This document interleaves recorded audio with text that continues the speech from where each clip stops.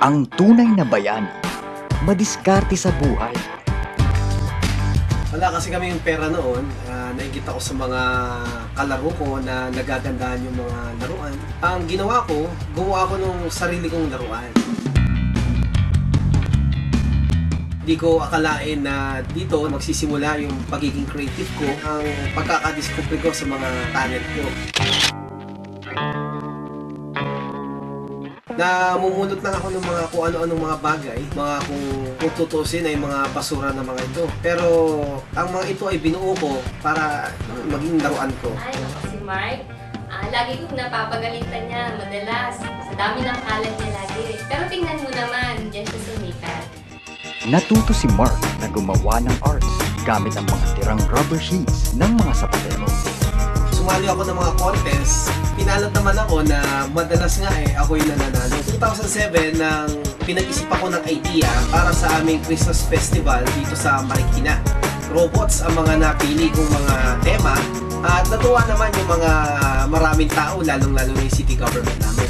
Pati TV at mga magazine at dyaryo, finiture ang mga rubber arts ko. Di ako makapaniwala at unting-unting natutupad yung mga pangarap ko at talaga nagpapasalamat ako kay Lord.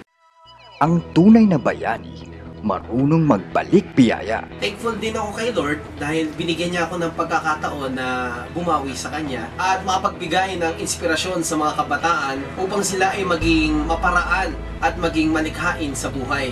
Noong 2009, kumuha ako ng mga malalaking Christmas tree sa Tacloban para magpaligaya ng mga nasalanta ng bagyo. Iba't ibang uri ng lugar na rin ang napuntahan ko para magpa-inspire sa mga kabataan.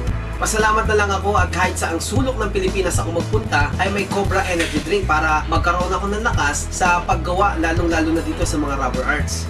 Patuloy na nagtuturo si Mark ng creative lessons at nagsisilbing inspirasyon sa mga kabataan.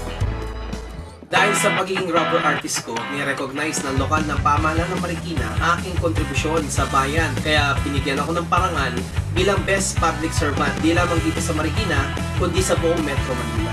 Ngayon, ako ay kinigalala bilang si Rubberman. Nagbibigay ng inspirasyon sa nakararami, lalong-lalo na sa mga kabataan.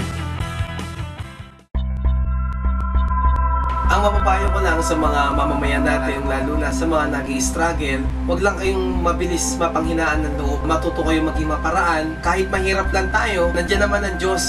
Tumawag lang sa kanila, bibigyan kayo ng blessing. Dahil ako ay magiging isang ama na rin, gusto kong malaman ng ang anak ko na pagdating ng panahon, sana makuha mo yung pagiging maparaan ko at sana magkaroon ka rin ng takot sa Diyos at huwag mo siya kakalimutan pagdating sa lahat ng blessings na natatamo mo. Si Mark Rubberman Cerezo ng Marikina. Bagong bayan, Pilipinong matunay na lakas. Sa lahat ng hamon sa aking buhay, kasama ko ang ating Diyos at ang Cobra Energy Drink na nagbibigay sa akin ng lakas at nagpapaalala sa akin na kung meron ka nito, wala kang talo.